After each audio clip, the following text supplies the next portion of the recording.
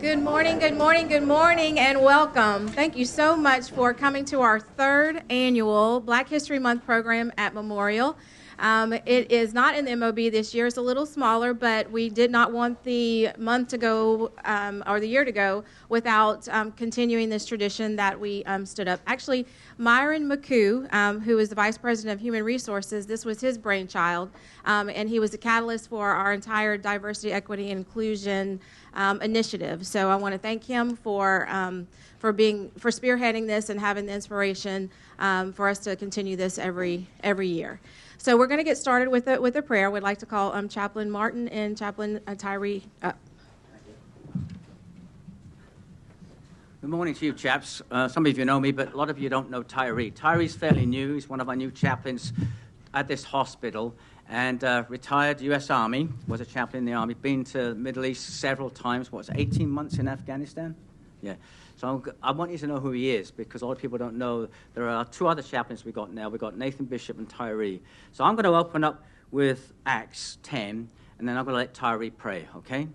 And Acts 10 says this: God does not show favoritism, but accepts from every nation the one who fears him and does what is right.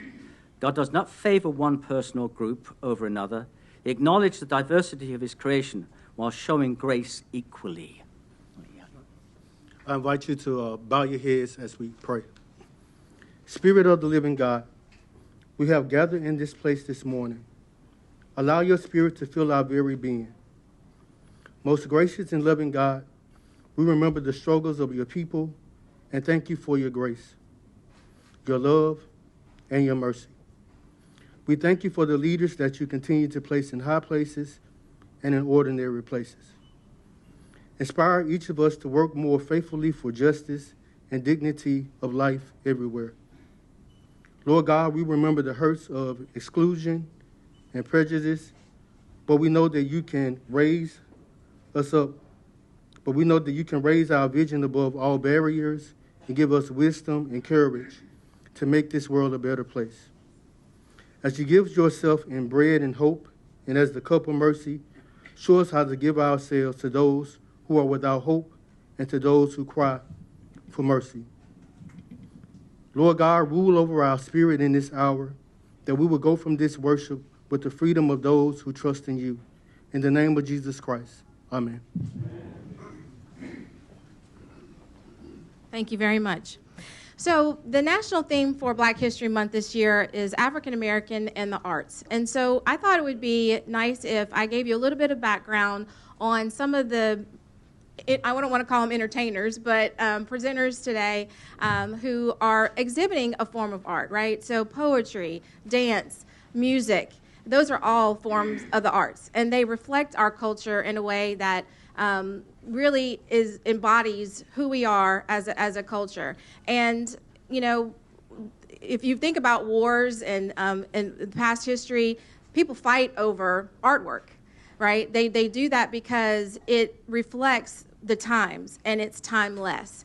And so some of the music that is going to be played today, some of the dance that's going to be portrayed, the words that are going to be presented really are timeless in that they live with us and will continue to do that. And so African Americans have had a place in contributing to American culture, right? So Black history is American history. And so embodying that theme of African Americans in the arts, I want to tell you a little bit about Lakeisha Cotton. She's come for the last 2 years, and we didn't give her justice in terms of introducing who she is and what her talent is. She is a staple in this community. She is amazingly talented. If you want to know a little bit about her, go to her website, Lakeisha Cotton with an E, and find out a little bit about her. But she's an award-winning gospel artist. I'm going to call you up, Lakeisha. We're going to sing Precious Lord. Is a Mississippi Delta girl born and reared in the city of Indianola, home to many great legends, including blues legend B.B. King. Although her genre is gospel, Lakeisha has those same strong Delta roots, a product of humble beginnings, yet victorious and self-accomplished. So before we begin our program, well, we've already begun it. Come on, Lakeisha, up here. She's going to sing Precious Lord. And again, the last 2 years, she just kind of gets up here and sings, but because we're reflecting the arts, I'd like to tell you a little bit about Precious Lord. Precious Lord is a gospel song with deep roots in the African American religious tradition. The song was written by Reverend Thomas Dorsey. He's often known as the father of gospel music, and it was composed in the 1930s. He experienced a tragic event with his wife, Nettie Harper, who died in childbirth, and the infant also did not survive. Grieving over this loss, Dorsey turned his faith in music as a source of solace and expression. Out of this emotional turmoil, he composed Precious Lord as a prayerful and soulful hymn that expressed both sorrow and hope. The song quickly gained popularity with the African American community and is often, many renditions include those of Mahalia Jackson, Aretha Franklin, Elvis Presley, and more. The song's enduring appeal lies in its heartfelt lyrics and emotive melody, making it a staple in the repertoire of gospel music and a testament to the power of music as a form of healing and spiritual expression. And I was raised Catholic, and so I don't know a lot of the history behind the songs that we sing and the hymns that we sing either. But in researching this, to me, it gives much more depth and dimension to the song and on the occasions that it's sung. So please help me welcome Lakeisha Cotton. Good morning, everyone. Good morning. I appreciate Angie for that introduction, although it was unnecessary.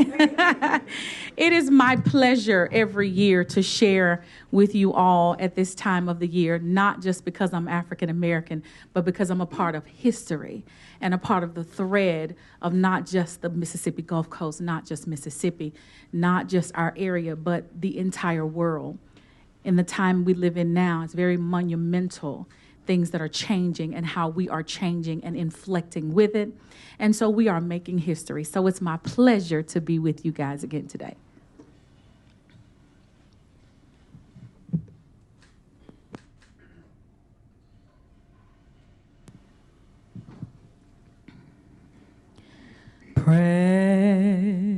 Precious Lord, take my hand and lead me on. Let me stand. I am tired. I am weak. I am worn through the storm and through the night. Lead me on into the light. Take my hand, precious Lord, and lead me home when my way grows so drear. Precious Lord, linger near when my life is all almost gone.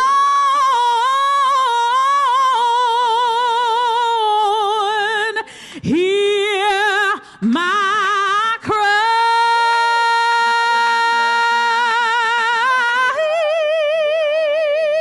hear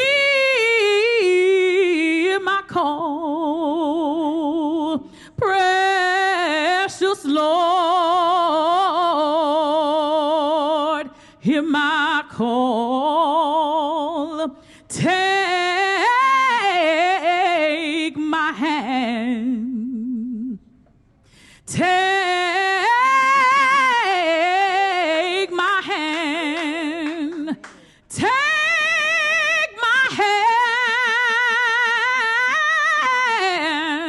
precious Lord,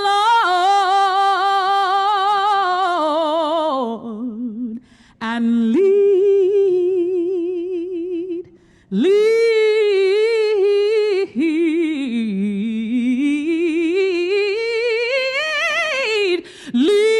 me home.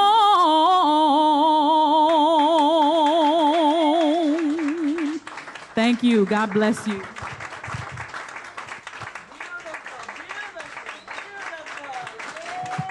Thank you. Thank you.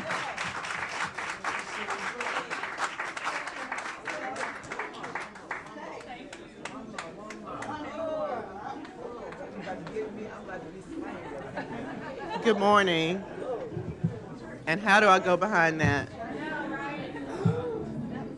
Delivering our occasion this morning is Reverend John Whitfield.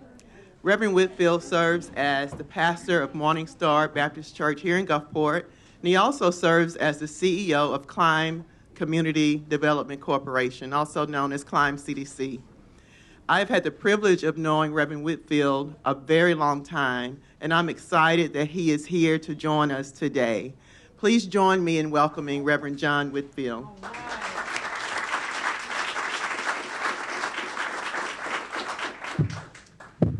Thank you so much, Sister Brown.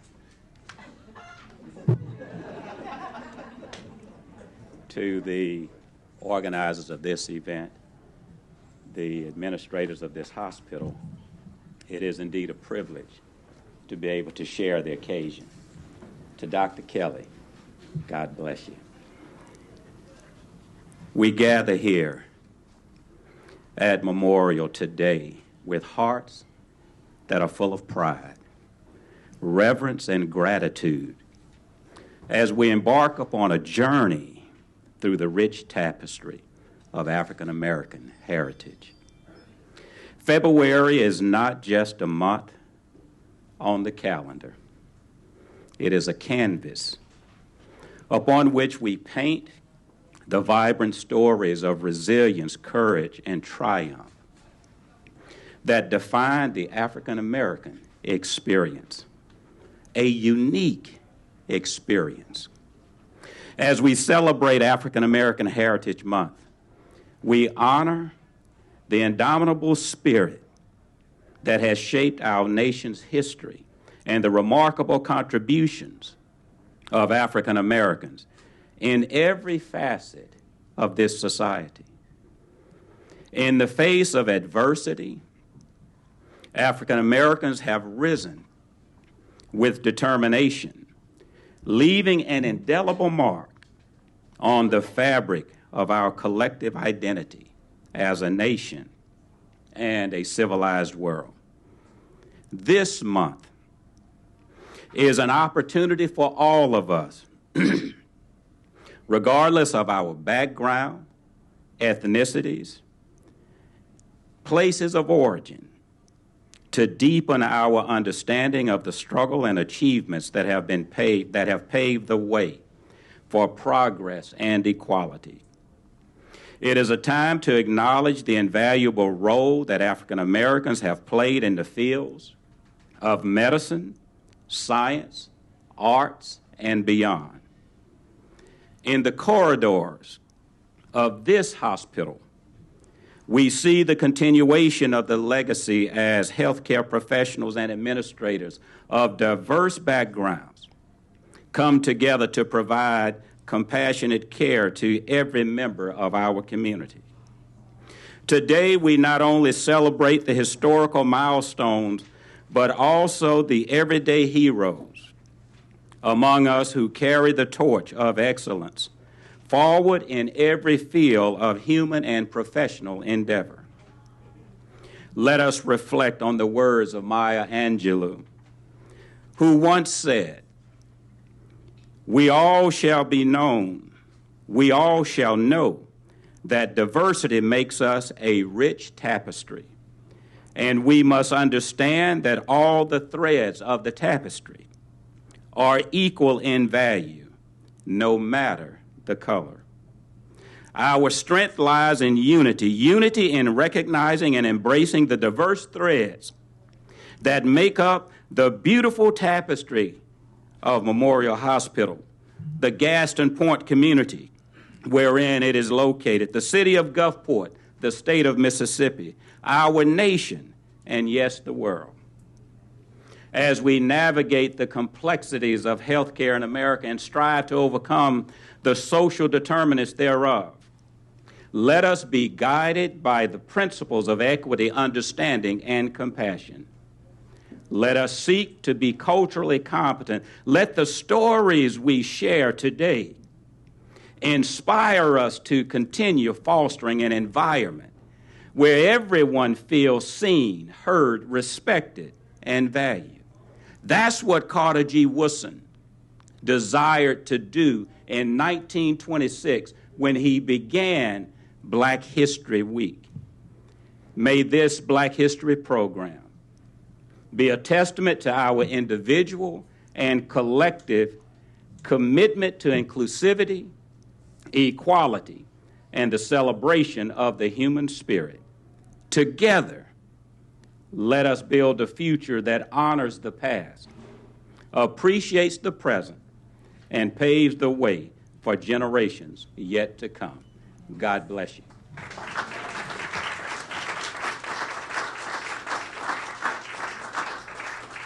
Thank you for that.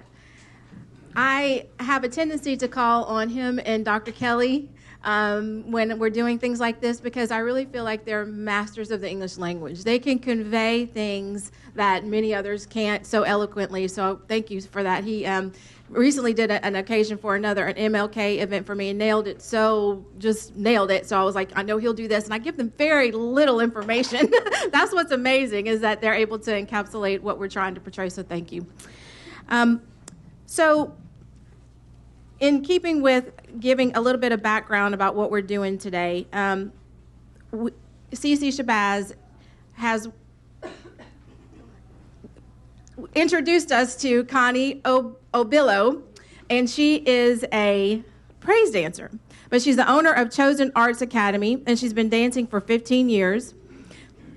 And she's also the author of The Garment and founder of the online The Help Training Institute for Dancers. So praise dancing, also known as liturgical dance or worship dance, is a form of artistic expression that is often associated with African American church and the broader Christian worship community. It involves using dance as a means of expressing devotion, spirituality, and praise to God. Some of the background is that it has roots in African American traditions. It is used as an integration of worship services, so it's often accompanied with music and hymns and gospel songs.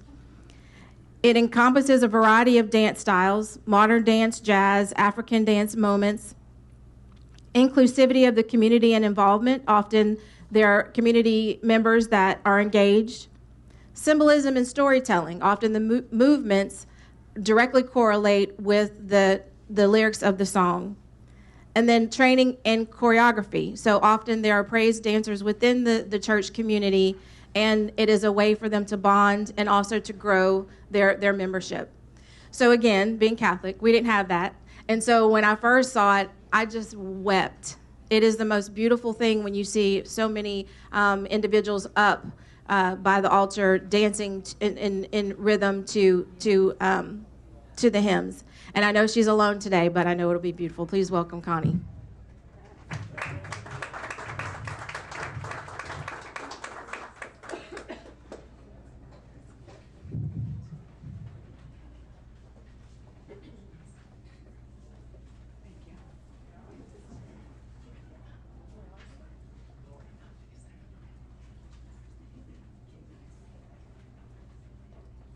Connie is also accompanied by Caitlin, her daughter. Let's welcome her, Caitlin, too.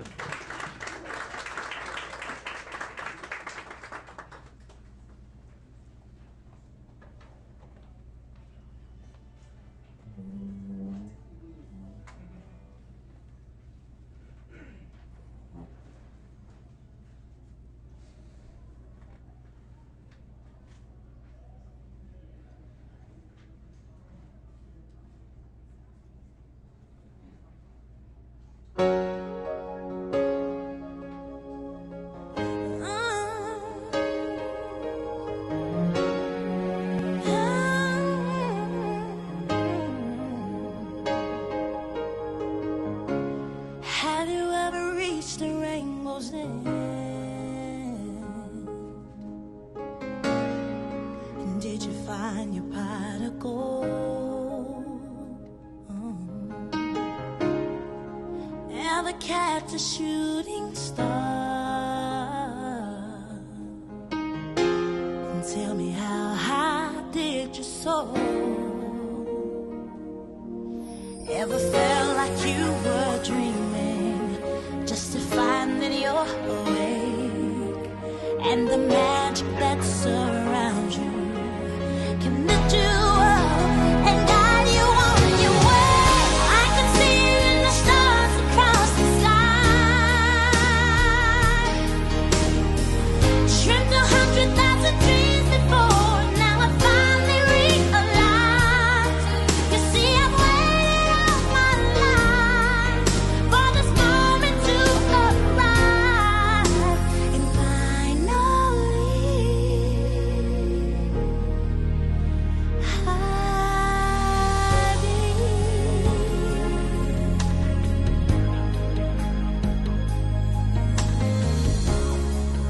when you look out in the distance,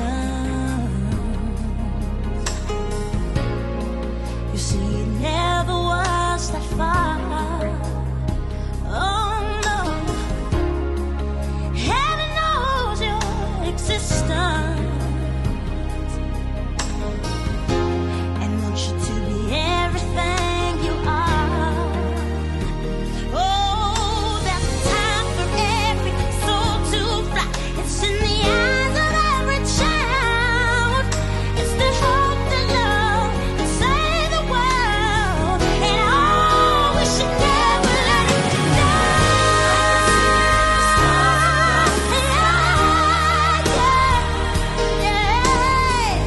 Dreamt 100,000 dreams before, now I finally realize.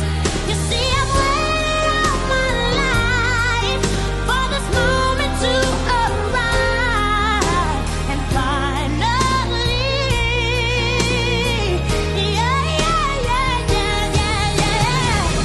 I believe in the impossible. If I reach deep within my heart, overcome the obstacle, won't let this dream just fall apart. You see, I strive to be the very best, shine my light for all to see. 'Cause anything is possible, when you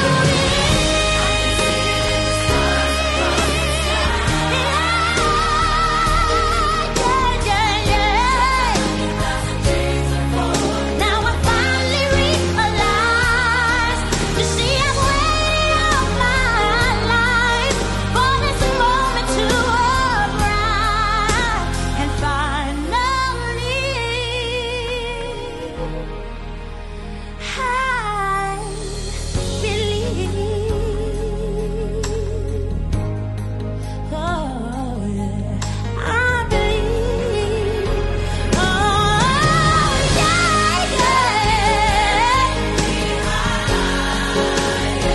I believe in love.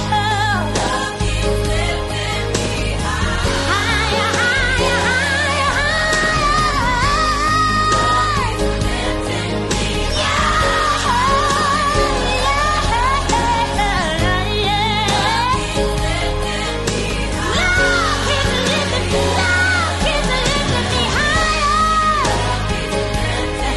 You are trying for yourself, lifting me higher,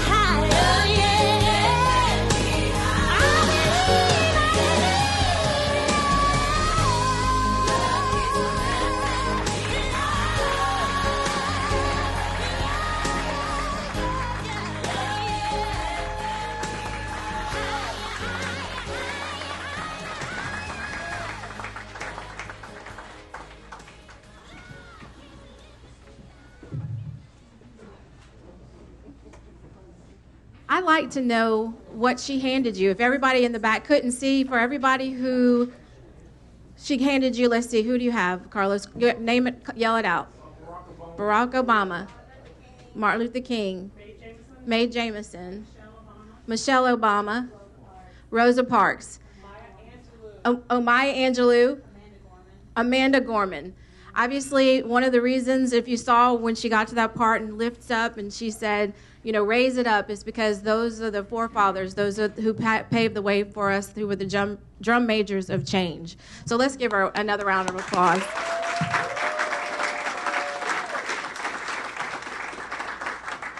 Before I introduce Dr. Kelly, I would like to acknowledge some of elected officials that are in the room. Kenneth Truck Casey with City of Gulfport, Councilman Ward 1. He's always, again, supporting us and coming to our events. We can always count on him to be here. And then a newbie, Mr. Dan Cuevas with Harrison County Board of Supervisors with District 1 as well. We have many many memorial administrators here, and so thank you for supporting that. Our CEO, Kent Nico, is in the back. Thank you for being here. And then the president of our memorial board, Carlos Bell, he's here as well, so thank you for joining us. Did I miss anyone? Okay.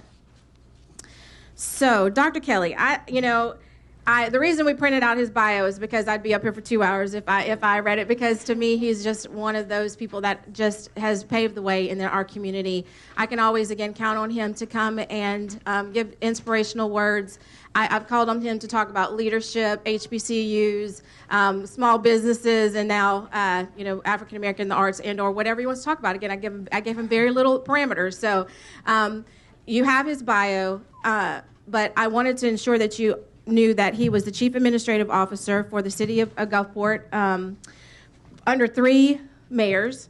And what many people don't know about him is that he was a senior executive with the Department of Defense, and one of his roles was to direct the operation of a broad, multifaceted family and troop support program that provided mental health counseling, psychological testing, training, family advocacy, and funeral honors details for service members and their families at 12 naval installations around the southeastern United States, Cuba, and Puerto Rico. How many of y'all knew that? And I know many of y'all know Dr. Kelly. See, Ken's shaking his head. And that's what I mean is, like, there's a depth to this man and to his family that inspires me to continue to call on him. In June 2011, he was appointed by the Governor Haley Barbour to the State Board of Education. And one thing I wanted to point out is that he was served as the chairman of the National Board of Directors for the American Cancer Society. I know that resonates with a lot of us. He was the first person of color to share this prestigious board with an annual budget of more than $1 billion. One of the primary duties as president was raising dollars for the cancer research and development. One of my favorite things about him is that he's a grandfather. And you should see how he looks at his grandchildren. It is again inspiring. And of course, 2 daughters who gave you those grandchildren. And then Mrs. Dr. Kelly is here as well, and she has a long pedigree to match his. So, Dr. Kelly, welcome. Come join us up at the podium.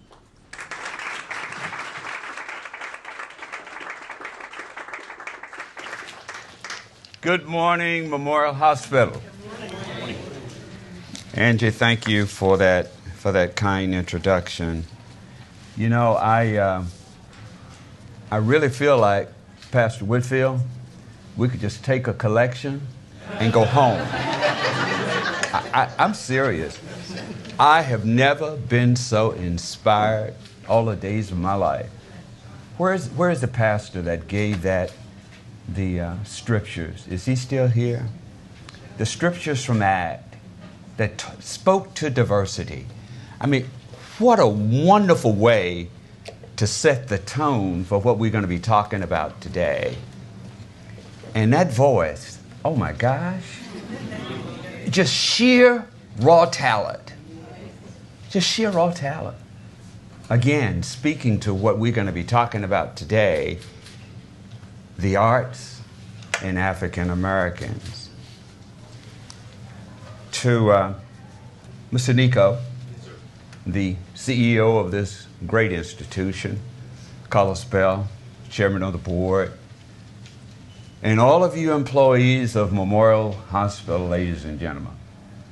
I want to start by just thanking the employees of this institution before I get into anything else.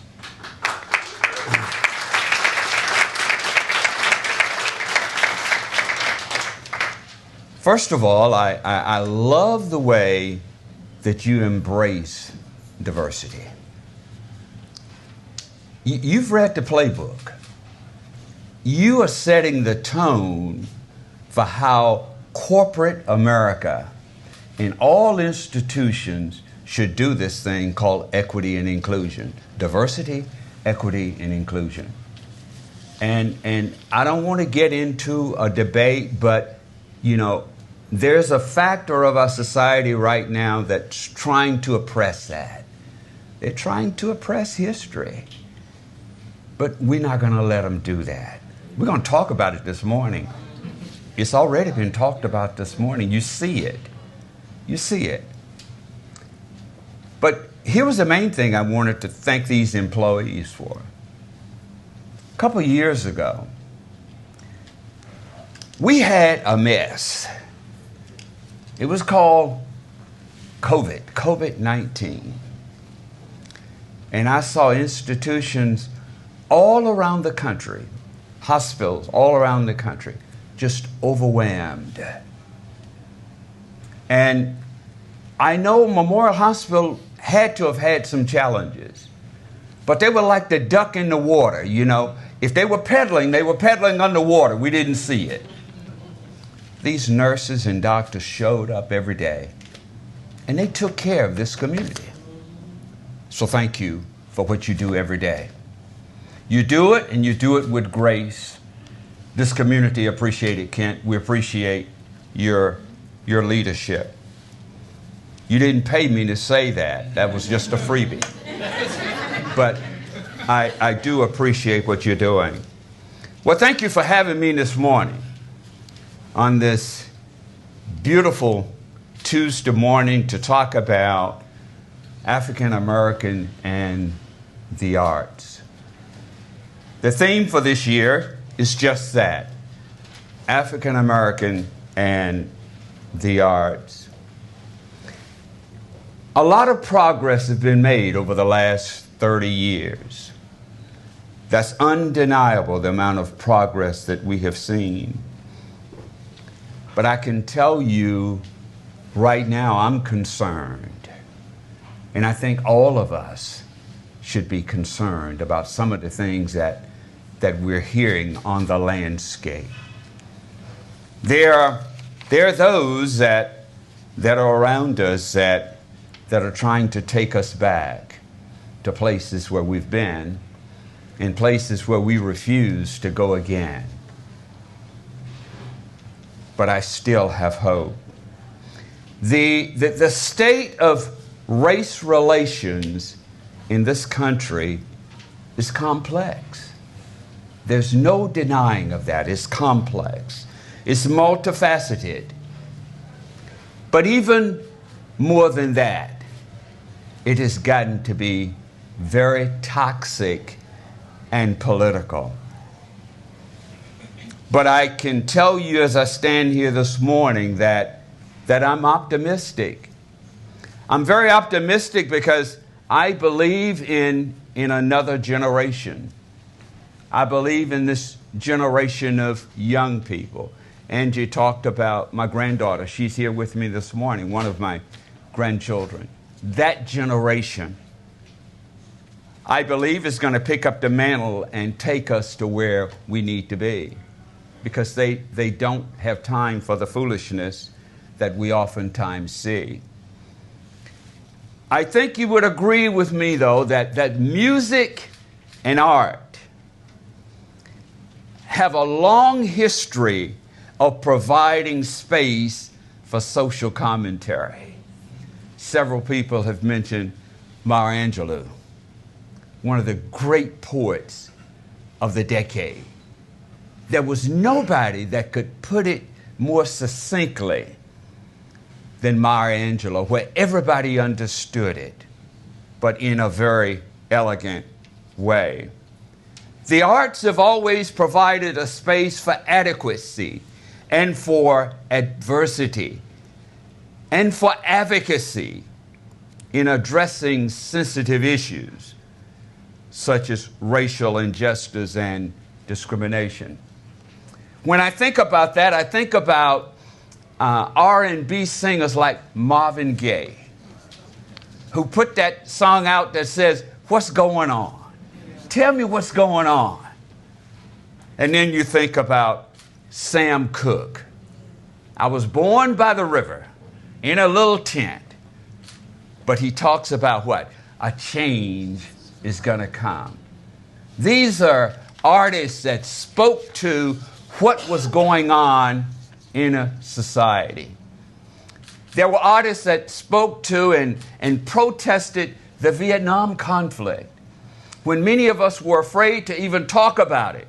We knew it was wrong, but we didn't talk about it. But it was artists, African American artists, that talked about it in their songs. Music and art also tend to be therapeutic. The value it promotes in healing us when we're hurting. But therapeutic in a way that, you know, I'm a Sunday school teacher, and when I get ready to study my lesson, my wife will tell you, I turn on classical music. I love classical music. It's not distracting, but it's soothing. And it speaks to the calmness of what I need when I'm studying my Sunday school lesson. But again, the arts. And this is what it does for you. I'll tell you, and you'll see that the arts and music in particular has a way of bringing us together in ways that we have not seen. Let me just ask you a question. I would invite you to go to a blues concert anywhere in the country. Anywhere in the country. And just look out in the audience and see who's there. Just see who's there. 50 years ago, most of the people in the audience probably would have looked like me. But go today and see what you find. I bet you 60, 65% don't look like me anymore. We're there. But it's Caucasians. It's people of every nationality, ethnic races. Everybody is there. But I remember a time when the blues was something that people didn't want to hear. It was thought of as music for people who were less than. We thought about the blues as from, it was an art that came from slavery. People didn't acknowledge it. But what did that music do? It brought people together. When you leave the concert on Friday night, go to church on Sunday morning. And I'll ask you to look out and see what you find there. If it's a Baptist church, if it's a black Baptist church, 99% of the audience is going to be African American. If it's a Caucasian church, 99% of it is probably going to be Caucasian. Sunday morning in America, what you'll find is the most segregated moment in history is in churches on Sunday morning. But the arts, just the opposite. I looked at your faces when the young lady and her mother were doing the praise dance, how you responded to that. That's an art. It brings us together, folks.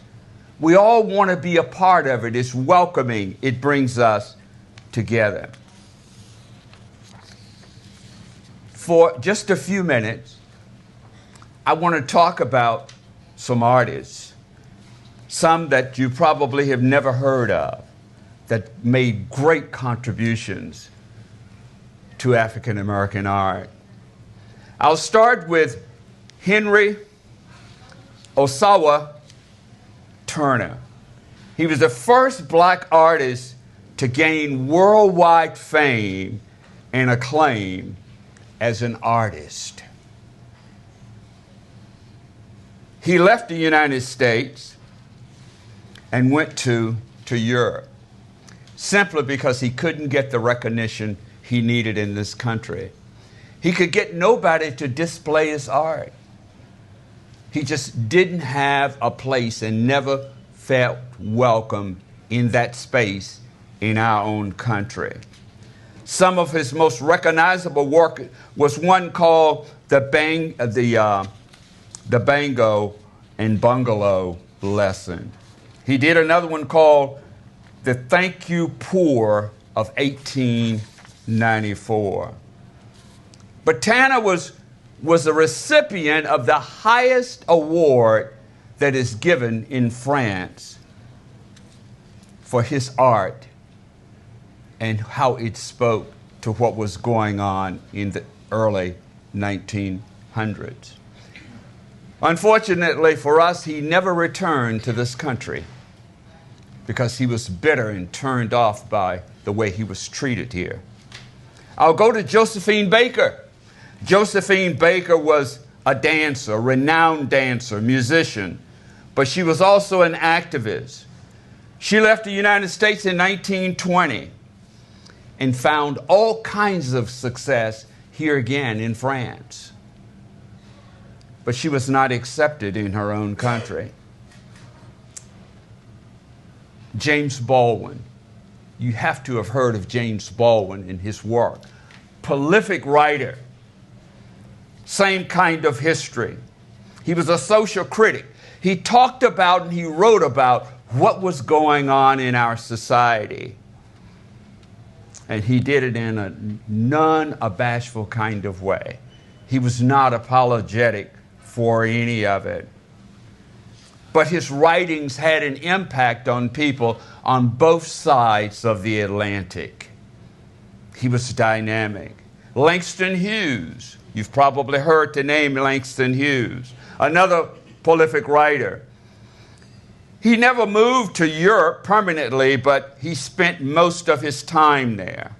He was internationally recognized as a great, great writer. But these artists found refuge. They found refuge and inspiration and got wide recognition abroad, what they didn't get here. Leontyne Price, a Mississippi native. How many of you knew Leontyne Price was from Mississippi? Good. Leontyne Price was born in Laurel, Mississippi. She went to undergraduate school at Central State University, African American, HBCU. Got a chance to study at Juilliard School of Music. Went to Metropolitan Opera. Her first concert at the Met, after she finished a rendition of one of her songs, there was a standing ovation for 45 minutes. Just imagine people applauding for 45 minutes. This was our own Leontyne Price. But here again, the arts and bringing people together. What I did know about Leontyne was that she was first cousin to Dionne Warwick. I also didn't know that Whitney Houston was her cousin. Again, just raw talent. Did any of you see the movie, The Green Book? Nobody seen The Green Book? Okay, raise your hand if you've seen The Green Book. Yeah, you've seen The Green Book. Let me just tell you a little bit about The Green Book. The Green Book was based on a true story. It was a story about the life of Dr. Don Shirley. Dr. Shirley was an African American, of course, but he was a trained classical pianist. But he had the skills to blend classical music, jazz, and modern day music. Dr. Shirley was asked to do a tour of the South. Now, bear in mind, this was in the 1920s. He lived on the top floor of Carnegie Hall. Carnegie Hall, which is that great venue in New York City where all of the classical kind of art takes place. But that's where he lived. But when he got ready to go on this tour, it started in Ohio, and he went from Ohio down to Kentucky, down to Alabama is where it ended. And the other thing you need to know is that he didn't fly, but he was in a car, and he made it the tour by car. But he had an Italian bouncer who had been laid off at a club to serve as his driver. But not only as his driver, his protector. Okay? And before they left New York, he was handed a green book. And the green book itself designated what hotels he could stay in as he made his way through the South. It designated what restaurants they could eat at simply because Dr. Shirley was blind. And everywhere they went, they encountered resistance, the push and pull of an African American and an Italian, the guy who was his chauffeur, needing a place to eat and a place to stay. It was awkward. And they had some challenges. But the real challenge came when they got to Birmingham, Alabama. They were to play for a Christmas banquet at the country club in Birmingham. They went in and they showed him his dressing room. He went in, put his things down. And his driver says, Dr. Shirley, are you hungry? And he said, yeah, I'm hungry. And then the chauffeur said, well, we're going to have something to eat. And they started moving towards the table. And as they moved towards the table, the concierge came out and stopped. Oh, no. You can eat here, but Dr. Shirley can't eat here. And this push and pull went on, not literally push and pull, but tension went on for a couple of minutes. And Dr. Shirley says, if I can't eat here, I can't perform here as well. He left. He and his chauffeur left. They left and went to what we call the hood. They went to the hood. And they sat at the bar together and they had some chicken and had a great time. And there was a band playing. And somebody in the group knew who Don Shirley was and asked him would he perform. Now here he is with people just dancing and having a great time. Okay? He went to the piano and he sat down and he started to play.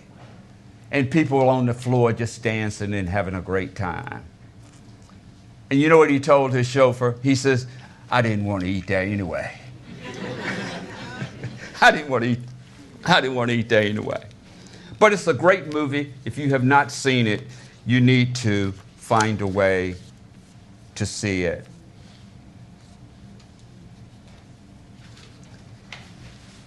I told that story because those kind of stories were prevalent all over the South. Any of you heard of the Chitlin Circuit? Raise your hand if you've heard of the Chitlin Circuit. Somebody tell us what was the Chitlin Circuit? Pastor Whitfield, what was it? That's where black performers that came to the South, those were the places identified that they could actually perform. It was called the Chitlin Circuit. One of the great examples of that is a place over in Bay St. Louis, and I'm drawing a name on it. They just renovated it recently. 100 Men Hall. 100 Men Hall was a great example. Great artists from all over the world would come to Bay St. Louis and perform at 100 Men Hall. George Slogel, dear friend of mine who just passed away recently, former mayor of Gulfport, says that that's where he learned to dance, was at 100 Men Hall. He learned to dance there because he had a friend, Mac Demas, who worked at the bank with him, took him to 100 Men Hall. He said he never had the kind of time he had at 100 Men Hall. Recently, the state of Mississippi has done something wonderful. What they've done is they've set up the blues trails all over the state of Mississippi. And when there's going to be honoring of a blues trail, people of every color and hue show up to honor this great tradition and this great art. But it was a struggle. And as is most cases, there always is a struggle. You can't talk about the arts and the impact without talking about Berry Gordy. Anybody know who Berry Gordy is? Motown. Berry Gordy took out an $800 loan, bought a little house in the hood in Detroit, Michigan, and he set it up as a studio. It was called Hit Town USA, and he started to develop African American talent. Had a tremendous success at that. He went on to be the #1 label in the country. Between 1961 and 71, Motown Record had 110 top hit songs in the United States. Unheard of. But this was Berry Gordy's. You have to know that he was there with people like Smokey Robinson, the Supreme, the Jackson 5, the Four Tops, Marvin Gaye, Stevie Wonder, Diana Ross. All of these artists came out of Motown.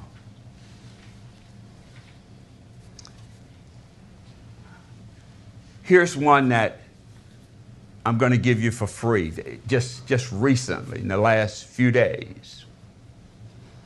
Beyonce. Beyonce made her debut in country and western. Made her debut in country and western. Made it the day before the Super Bowl. She always makes a splash. Day before the Super Bowl. The next week, Texas Hold'em was #1 on the country and western charts. #1. Just yesterday, on the European charts, it also went to #1. You see how, who ever thought Beyonce would be singing country and western? But she's in country and western in that space. I don't know if you heard or not, but there was a radio station in Oklahoma that for the first few days decided that they weren't going to play Beyonce. And it was almost akin to World War III. People started protesting. And he said, well, I didn't know that Beyonce was singing country music. That's why I didn't play it. But they are playing the music now. But what is your point, John? My point is that people that look like me and have not always been in tune to country music, Beyonce just pulled us in. You watch what I say. The next 5 years, you will see the number of African American musicians finding their way into that genre of music. But what is it doing? It's bringing people who are different together. And that's what the arts are supposed to do. I said at the outset of this that I'm concerned about what's happening in our country. I said that we are living in some challenging times. But I also said to you that I'm optimistic about how this is going to turn out. I really, really believe it's going to be okay. As I was doing this, I thought about a Sunday school lesson from last week. The lesson came from Habakkuk, and it was a situation where Habakkuk was challenging God because he had gotten impatient with everything that was going on in Judea, and nobody did anything about it. And he was challenging the Lord to make it right. And he kept challenging the Lord. He says, why do you allow all of this stuff to go on around you to innocent people and you not do anything about it? And the Lord finally answered him. And he says, I'm going to take care of it, Habakkuk, in my time. Not your timing, but in my time, I'm going to take care of it. Habakkuk asked him another question. Well, why are you using the Babylonians to solve the problem? Because the Lord said, I'm going to use the Babylonians to fix it. He said, well, why are you using them? They are also destructive people. They're also people who have taken over countries and just humiliate people. The Lord says that these are people of my choosing that's going to fix it. And here's my message to you. The Lord is going to fix it. I believe that. I really do. He never brought us this far to leave us. And I'm not just talking about African American people. I'm talking about people.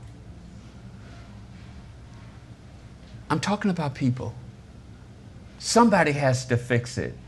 And I don't think you and I can fix it. But I know somebody who can. But here's what I'm going to ask you to do. Here's what I'm going to ask you to do. Is to never lose hope. Stay engaged. Don't leave. Stay engaged. And continue to be patient and wait for that change to come. Whether it's through the arts, whether it's through the church, whether it's through some foreign group coming in, I don't know how it's going to happen, but it's going to happen. God bless you.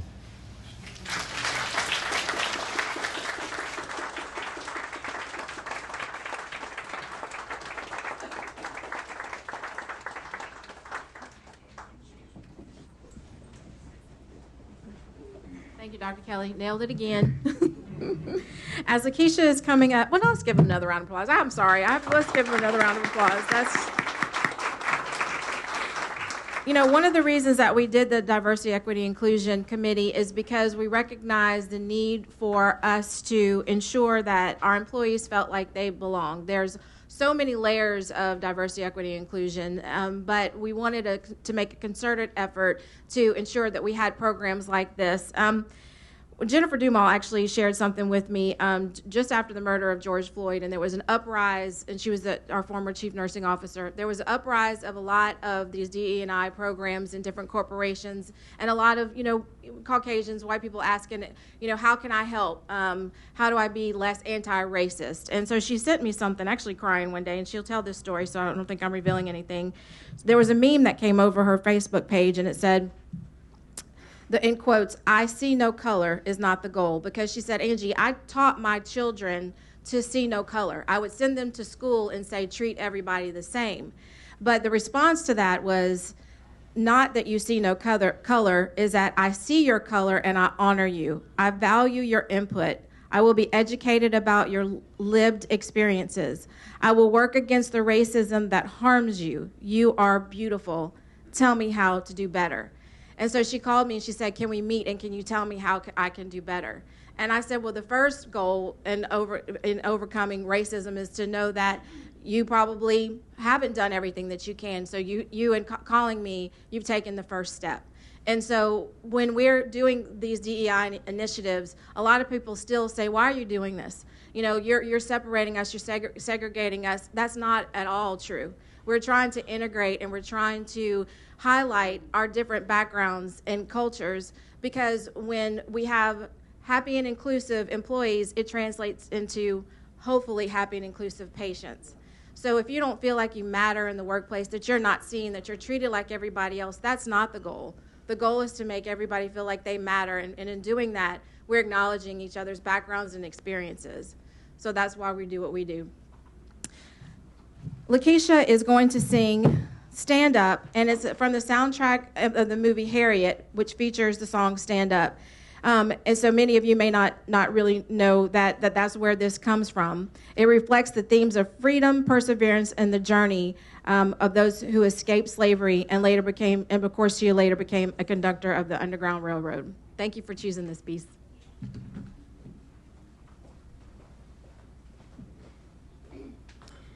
In keeping with today's theme of how the arts and how music has transcended us and brought us together, in the most profound words from Dr. Kelly, thank you so much. Today, I'd like to invite Connie Obillo to join me as we join voices on this song.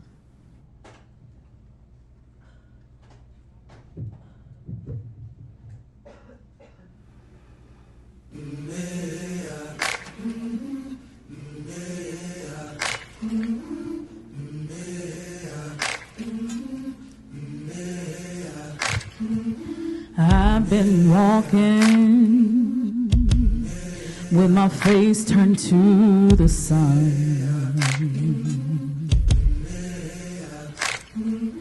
weight on my shoulders, a bullet in my gun. Oh, I got eyes in the back of my head, just in case I have to run. I do what I can when I can, while I can for my people.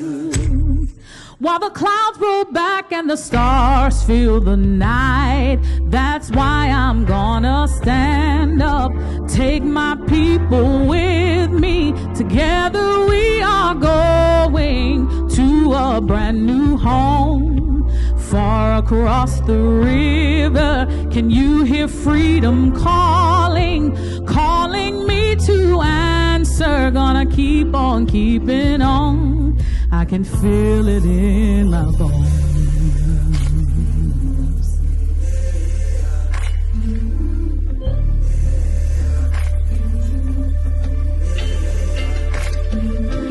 Early in the morning,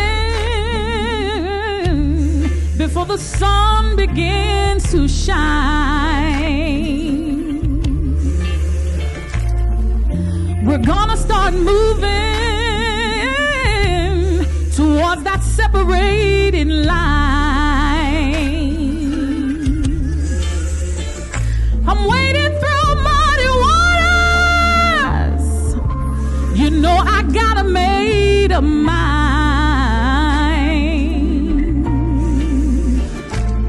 And I don't mind if I lose any blood on my way to salvation.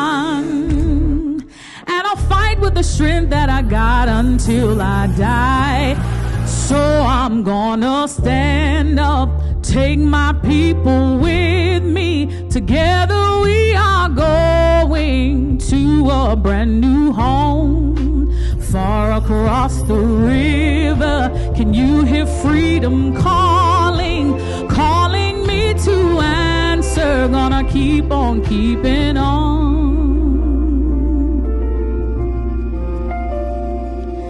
And I know what's around the bend might be hard to face 'cause I'm alone, and I just might fail, but Lord knows I've tried. Sure as stars fill up the sky. Woo! Together we are going to a brand new home, far across the river. Can you hear freedom calling? Gonna keep on keeping on. I'm gonna stand up, take my people with me. Together we are going to a brand new home, far across the river. Calling me to answer, gonna keep on keeping on. I'm gonna stand up, take my people with me. Together we are going to a brand new home, far across the river. Calling me to answer, gonna keep on keeping on. I can feel it in my bones.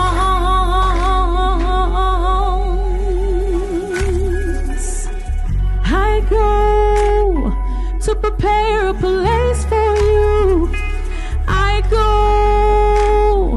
to prepare a place for you. I go to prepare a place for you. I go to prepare a place for you.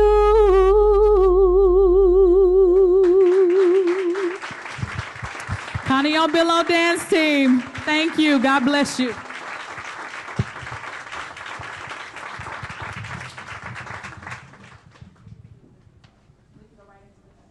Please stand for the singing of Lift Every Voice and Sing, of which each one of you should have a copy. Now, I love this part because I get to turn you guys into a choir. And we will only do one verse. A little more volume, please. Lift every voice and sing till earth and heaven rings. Ring with the harmonies of liberty. Let our rejoicing rise high as the listening skies. Let it resound not as the rolling sea. Sing a song full of the faith that the darkness has taught us. Sing a song full of the hope that the presence has brought us.